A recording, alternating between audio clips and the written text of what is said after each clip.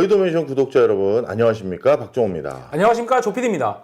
형님, 홍진경의 찐천재 다녀오신 거를 봤어요. 모처럼 한번 나갔어. 네, 또. 거기서 또 AI에 대해서 말씀을 해주셨더라고요. 근데 거기서 뭐 여러 가지 질문이 있었죠. 뭐 AI 어디까지 왔냐, 뭐 AI 시대에 뭐 우리 뭘 공부해야 되냐, 뭐 이런 것들 말씀해 주셨는데 혹시 거기 뭐 시간 때문에라도 아니면 또 뭐 편집된 거라도 좀 말씀 더 하시고 싶은 거, 형님 채널이니까 오늘 좀 마저 말씀 좀 해주세요. 아, 그래, 맞아. 사실 요즘 수능 시즌도 아니긴 한데도 내가 여기저기 강연 가거나 아니면 일반 대중들하고 소통할 수 있는 기회들이 있을 때마다 꼭 나에게 물어보는 게 둘 중에 하나야. 뭐 사야 되느냐. 투자. 본인들의 어떤 미래와 본인들의 경제적 소득을 위해서 투자 물어보시는 분이 한 축이고, 그렇죠. 나머지 한 축은 어머님들 중심으로 뭘 물어보냐면, 그럼 이 AI 시대에 투자는 뭐 반도체가 됐건 뭐 빅테크가 됐던 내가 그걸 됐건. 하지만 애들은 뭘 가르쳐야 되냐, 애들은 어떻게 살라고 해야 되냐, 애들은 무슨 전공을 해야 된다고 해야 되는 거냐, 이걸 되게 많이 물어봐.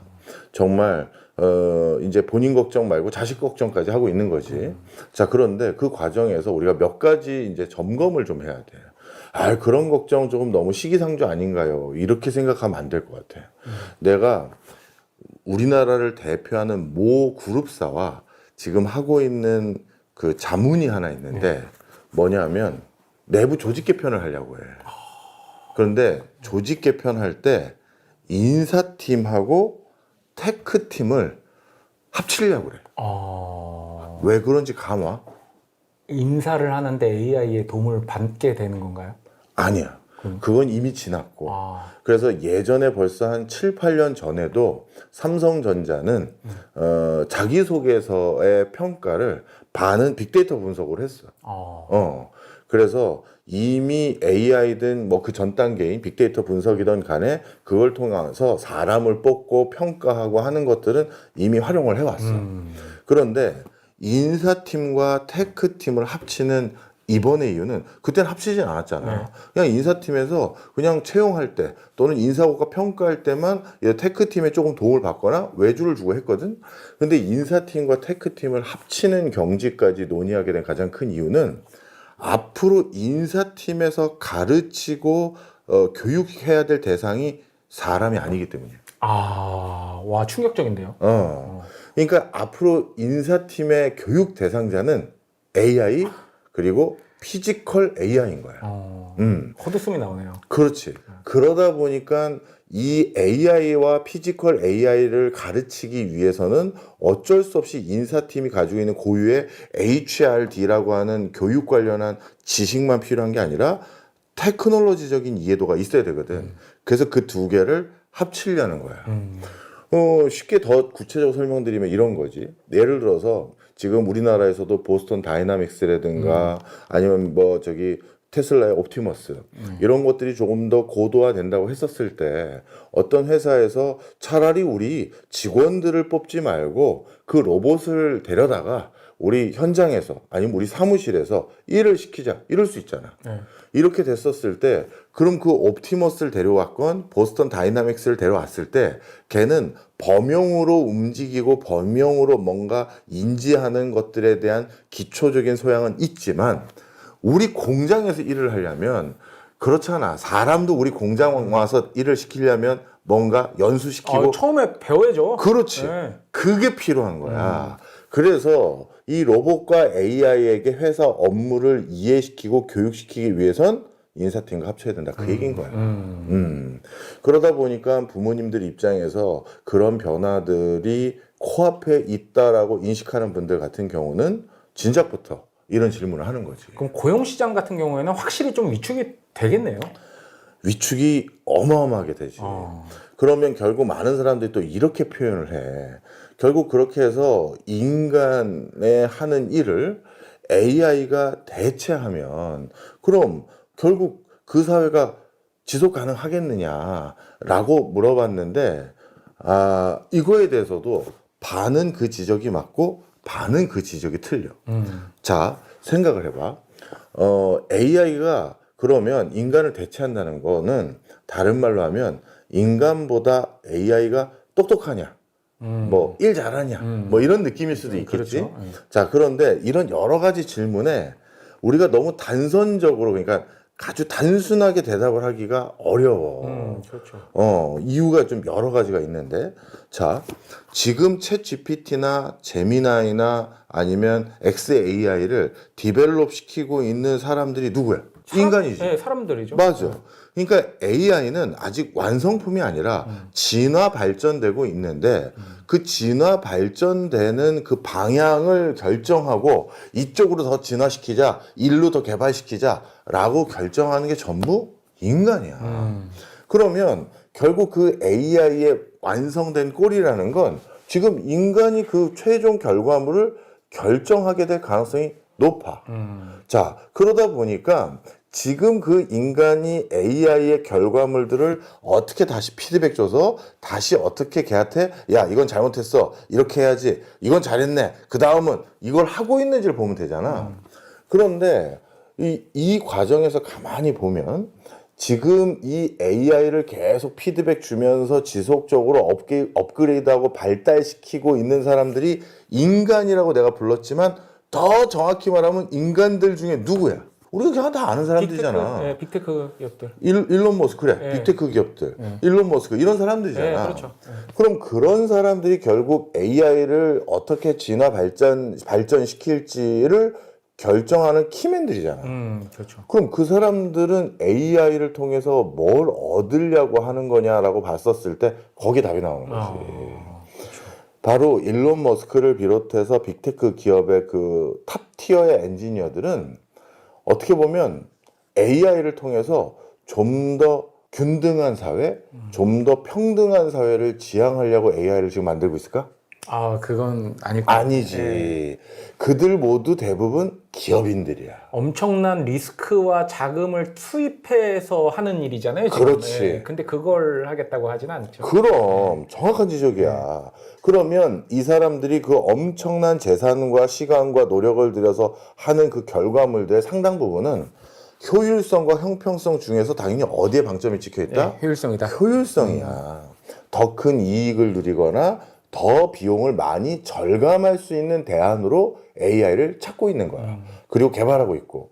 그러면 AI를 통해서 본인들이 달성하고자 하는 목표는 효율성에 방점이 찍혀져 있는데, 그럼 그 효율성이라는 건 바로 뭐냐면 본인들의 의사결정을 좀 더 정교하게 도와줄 뿐만 아니라 본인들이 하고자 하는 일에 시간을 줄여주고 본인들이 달성하고자 하는 목표를 달성하는데 비용을 줄여주는 거야. 그럼 여기서 시간을 줄여주고 비용을 줄여주는 거는 그 정말 일론 머스크와 같은 세계적인 기업가 내지 세계적인 천재들이 비용을 쓰는 게 자기를 서포트하기 위해서 수많은 직원들을 고용하고 있고 수많은 근로자들이 그걸 서포트하기 위해서 근처에 있는 거잖아. 그걸 절감하는 효과가 있는 거지. 일론 머스크를 대체하려는 AI가 아니라 일론 머스크가 일을 하는데 사람을 10,000명 고용했는데 그 중에 말 안 듣는 놈도 있고 그 중에는 아유 좀 일 좀 시키려면 다독거려야 되는 잘하고 있어 그래 이런 사람도 있고 누구는 윽박질을 해야 잘하는 사람도 있고 인도에 외주 주는 사람도 있고 인도에 외주 주는 사람도 있고 맞아. 본인한테 시켰는데 인도에 외주를 주고 있어. 그런 여러 가지 애들 또 그런 애가 옆에 있으면 나도 그러면서 조직도 망가지니 조직 관리하는데 또 시간 쓰고 연봉 협상해야 되고 뭐. 자기가 하고 싶은 일, 자기가 궁극적으로 걸어가고 싶은 그 목표들이 다 있는 게 그 높은 단열에 있는 사람들의 공통분모인데 그런데 그걸 달성하는 과정에서 불필요하게 하지 않아도 돼야 될 일들이 이만큼 생기거든. 조직 관리, 또 워크샵 가서 으쌰으쌰 한번 해주고, 또 예를 들어서 술 한 잔도 사주고, 모닝커피도 돌려야 되고, 뭐 있잖아, 다. 아니, 그 정도 되시는 분들은 굉장히 시간이 중요하잖아요. 그럼. 옛날에 스티브 잡스 같은 경우에는 옷 뭐 입을까 고민하기 싫어가지고. 맞아. 그냥 뭐 바지부터 옷까지 다 똑같은 걸로 쫙 해서 그냥 고민 안 하고 맨날 입고 다녔잖아. 맞아. 그래서 시간을 줄이기 위한 고민을 일을 어떻게 하는지에 대한 고민 못지않게 거의 비슷비슷해. 그렇게 하게 하는 게 통상적인 약간씩 위로 올라가면 다 어떻게 내가 같은 결과를 내더라도 시간을 줄이지 이 생각을 하거든. 자, 그럼 그런 관점에서 벌써 AI는 답이 나왔어. 분명 AI의 진화 발전은 사람들이 피드백을 하고 사람들이 그 AI를 지금 개발하고 있는 주체임은 분명하나 우리가 이 과정에서 그렇기 때문에 AI가 사람을 점령하는 일은 없습니다. 아유, AI가 사람에게 위협적이지는 않습니다. 그런데 우리가 통칭하는 사람이 모두 다 등가인가? 그건 아닌 거지. 그건 아니죠. 그럼 누구에겐 위협이 될 수 있는 게 AI고 누구에겐 굉장히 삶의 질을 높여줄 수 있는 게 또 AI인 거야. 그래서 지금 이런 상황에 놓여져 있다는 거지. 그러면 여기까지 이제 설명을 하고 나면 아까 왜 인사팀과 테크팀을 그들이 합치려고 하는지도 감이 오지. 네, 그렇죠. 이제 본인들이 업무를 더 효율적으로 시키기 위한 대상이 AI, 피지컬 AI가 상당 부분 숙성까지 올라왔어. 그러면 얘한테 교육만 잘 시키면 이제 우리 일손이 되겠구나. 그 반열까지 올라온 거야. 그럼 그 사람들은 더 심오한 자기만의 세계, 자기만의 어떤 영역으로 들어가겠지? 그럼 그런 시간을 확보한 거니까. 그런데 나머지 사람들은 기본적인 생활 생계를 유지할 수 있는 기회가 박탈되는 거지. 바로 그런 차이가 이제 촉발되기 직전이야. 그러면 이 과정에서 다시 또 똑같은 질문이 나와. 그럼 교수님, 우리 애들을 의사, 변호사 같은 전문직, 흔히 말해서 사자 직업들 이런 거 하게 하면 좀 그나마 버틸 수 있느냐? 자, 그런데 여기서도 똑같은 일들이 전개될 것 같아요. 일단 저는요, 의사도 아니고 변호사도 아닌 법률 서비스를 나중에 뭔가 청구하거나 아니면 법률 서비스를 누려야 될 사람이고 그렇죠. 또 의료 서비스를 지금 누리고 있는 사람이다 보니까 대부분의 사람들이 다 그래요. 그렇지. 우리들 입장에서는 사실 AI가 의료 시스템, 법률 시스템에 적극적으로 들어오는 게 우리에겐 더 좋습니다. 이것도 똑같이 설명을 드릴게요. 예를 들어서 우리나라에서도 이 의사분들을 이렇게 나누는 거 난 좋아하진 않는데 그래도 쉽게 비유를 드리자면 정말 우수한 의사들 있잖아. 그렇죠. 그 공부도 정말 월등히 잘하고 그냥 의대만 커트라인 찍고 간신히 들어간 거 말고 누가 봐도 수제네, 영재네 소리 듣는 사람들. 그리고 계속 그 선도하시는 분들 있잖아요. 논문 써가면서 내 말이 그거야. 연구 개발하고. 맞아. 그런데 그 수제네, 천재네, 영재네 부르는 사람들이 그 중에 일부는 네가 말한 것처럼 논문 쓰고 프론티어하게 자꾸 뭔가 신약 개발하고 새로운 수술 기법 개발하고 여기에 시간을 더 써줘야 우리 대한민국의 건강, 우리들의 어떻게 보면 안위에 더 기여하는 건데 그렇죠. 그분도 대학병원에 교수로 재직하다 보면 어쩔 수 없이 정해진 날 외래 봐야 되잖아. 너무 바쁘죠. 그리고 회진 돌아야 되고 그 다음에 후학들 가르쳐야 되고 뭐 후학 가르치는 건 어쩔 수 없다고 쳐. 그런데 그분이 회진을 돌고 그 다음에 외래 진료 볼 때 단순히 진료 시간에 거기 앉아만 있는 게 아니라 그걸 하기 위해 앞뒤로 또 해야 되는 업무들도 되게 많다고. 많죠. 자, 그런데 만약에 그 사람이 해야 될 그런 루틴하고 반복적인 업무들 그런 것들을 AI의 적극적인 도움, AI 의사의 적극적인 도움을 받았다라고 해서 시간을 2분의 1로 적게 쓰게 됐다. 아니면 10분의 1로 적게 쓰게 됐다 하면 그 사람은 그 남는 시간을 어디다 쓰게 될까? 더 한 단계 더. 그럼 신약 개발하고 새로운 수술 기법 만들고 좀 더 의료 발전에 기여하는데 그 시간을 더 쓸 수 있게 되는 거지. 그렇죠. 예를 들어서 수술 준비할 때도 본인이 직접 챙기고 스태프들하고 챙기고 뭐 해야 되는데 스태프들한테 챙길 때도 업무 그 보고를 해줘야 되잖아. 어떻게 해서 어떻게 해줘 이런 걸 해줘야 되거든. 그리고 그 다음에 예후라고 하지. 우리 수술한 다음에 어떻게 뭐 해야 된다. 이런 거를 그냥 구두로 AI에게 그때 그 최유람 환자 있지? 걔랑 똑같은 거니까 그렇게 지시서 해줘. 하면 끝나는 거잖아. 그렇죠. 그래서 바로 이런 많은 그냥 그 업을 하기 위해서 반복적이고 루틴하게 해야 될 소모적인 일들을 AI 의사에게 또는 AI 간호사에게 뭐 좀 부탁했다. 그렇게 해서 시간 세이브하면 정말 인류의 의학 발전은 훨씬 더 현격히 빨라질 거야. 그래서 제3자 입장에선 AI가 의료계에 빨리 도입돼야 되고 AI가 변호사 시장에도 빨리 도입되길 희망하지. 그런 걸 희망해. 근데 당사자들 입장에서 어떻게 생각할까? 아유, 그렇죠. 해야 할 일이 줄어든다는 거는 자기 직업 안정도가 떨어진다는 얘기예요. 이게 두 갈래로 나눠지지. 너 더 하우스라는 미드 봤었어? 아직 못 봤습니다. 못 봤어? 거기 보면 진짜 천재적인 서전이 나와. 네. 걔는 옷도 그냥 뭔가 다른 사람 달라서 그냥 약간 지팡이 짚고 다니는 약간 네. 분이신데 양복 입고 나와. 그냥 의사 가운 입는 게 아니라. 근데 나머지 의사들도 어마어마해. 막 존스 호킨스 나오고 뭐 뭐 AMD 나오고 뭐 한 뭐 어마어마해. 그런데 그 사람이 진짜 완전 어나더 레벨이야. 그렇죠. 그래서 사실 그 사람을 나머지 의사들이 다 서포트하는 수준이야. 독보적이구나. 독보적이야. 자, 그러면 나머지 서포트하는 의사들은 AI에게 대체되겠죠. 그 사람들에게는 AI가 의료 시장에 들어오는 게 걱정될 일인 거야.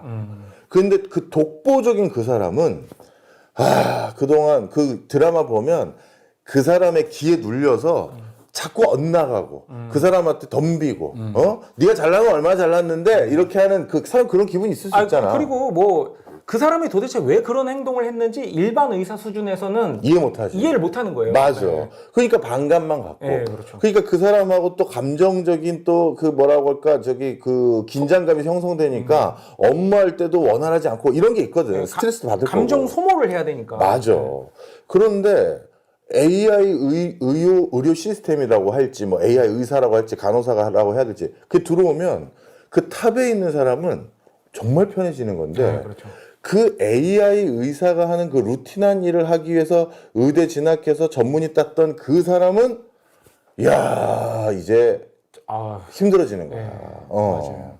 자, 그래서 이렇게 보시면 한 가지 답이 나올 것 같아. AI 시대에 그러면 우리 애를 뭘 가르쳐야 되느냐? 그거 중요하죠. 뭘 시켜야 되느냐 했었을 때 일단 답이 나왔지. 2등 하거나 3등 할 것 같은 일을 시키면 안 돼. 그 분야에서 1등이라는 게 한 사람만 있는 건 아니잖아요. 여러 가지 이유로 1등 군집에 들어갈 수 있는 가능성이 높거나 탑티어. 탑티어. 그래, 그게 표현이 낫겠다. 이거 이렇게 표현드리면 좋을 것 같아요. 저는 나는 가수다에 나온 가수들 간의 경합은 의미 없다. 이소라가 노래 잘하니 윤도현이 노래 잘하니 야, 어려운 질문입니다. 김범수가 잘하니 어려운 질문이에요. 이거는 스타일의 싸움인 거야. 스타일이 다를 뿐이지. 그렇지. 그리고 각각의 장단점이 있는 거야. 대신 그들 모두 대한민국을 대표하는 가수라는 데는 의심의 여지가 없잖아. 바로 그 탑 티어에 들어갈 수 있는 분야. 그걸 해주는 게 좋아. 야, 이거 어려운데요. 그래서 AI에는 특히 가장 중요한 게 나 자신에 대한 이해도가 높아야 돼.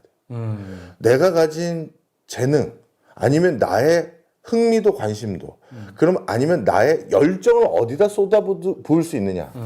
재능은 없지만 열정을 한껏 쏟아부어서 그 분야의 탑의 반열에 올라간 사람들 난 너무나도 많이 봤어. 근데요. 그것 또한 재능이에요. 그것도 재능일 수 있지. 그것 또한 재능이에요. 그것도 재능일 수 있어.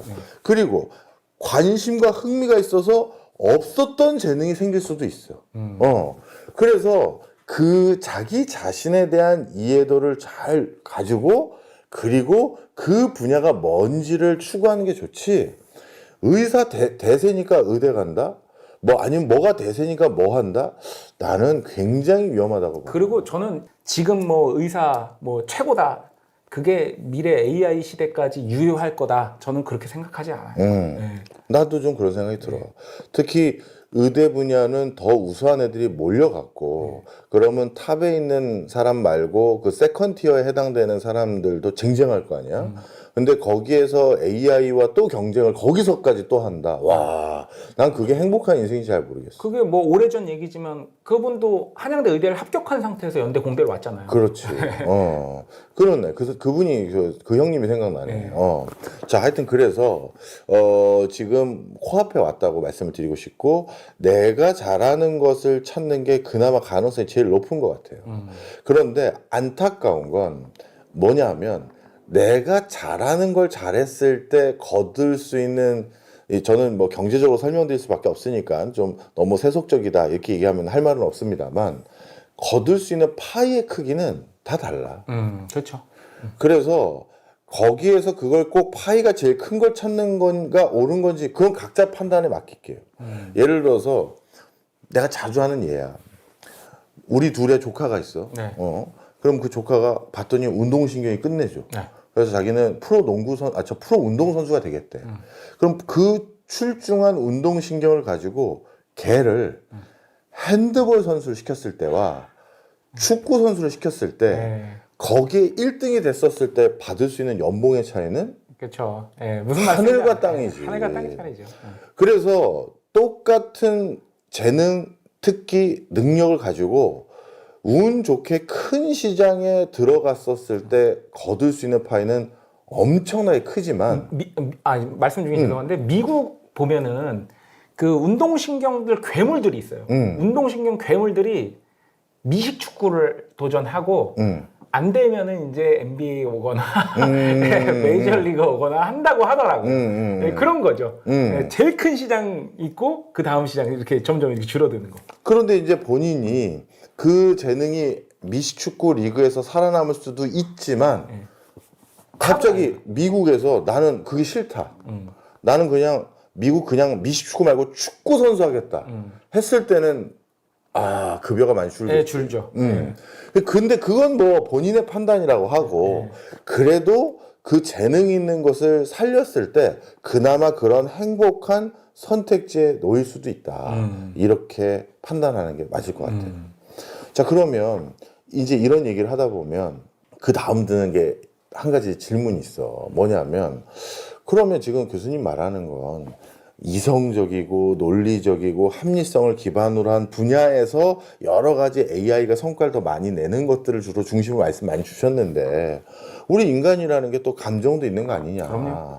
근데 그런 부분에 대해서는 그러면 우리가 어떤 시사점으로 AI를 바라봐야 되느냐 이렇게 얘기하시는 분들이 있거든. 네. 다음 시간.